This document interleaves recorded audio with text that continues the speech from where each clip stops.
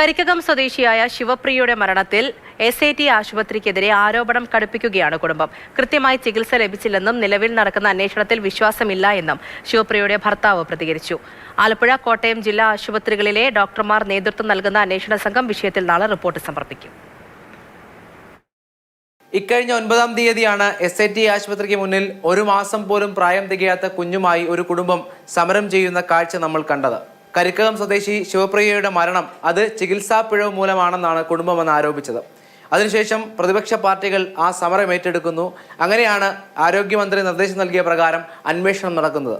എന്നാൽ ദിവസങ്ങൾക്കപ്പുറം ഇന്ന് ശിവപ്രിയയുടെ ഭർത്താവ് ആരോപണത്തിൽ ഉറച്ചു നിൽക്കുകയാണ്. ഇപ്പോഴും അന്വേഷണത്തിൽ തൃപ്തനല്ല എന്നാണ് അദ്ദേഹം പറയുന്നത്. എനിക്കിതിൽ വലിയ വിശ്വാസമില്ല. കാര്യം എന്ന് വെച്ചാൽ ഇപ്പം എൻ്റെ കുഞ്ഞ് ജനിച്ചിട്ട് എൻ്റെ അമ്മ മരണപ്പെട്ടു. ഇത്രയും ദിവസമായിട്ട് SAT ഭാഗത്തു നിന്ന് വിളിച്ച് ചോദിക്കുക കുഞ്ഞിന് ആരോഗ്യനില എങ്ങനെയുണ്ടോ എന്ന് ഇതുവരെ തിരക്കിയിട്ട് പോലുമില്ല.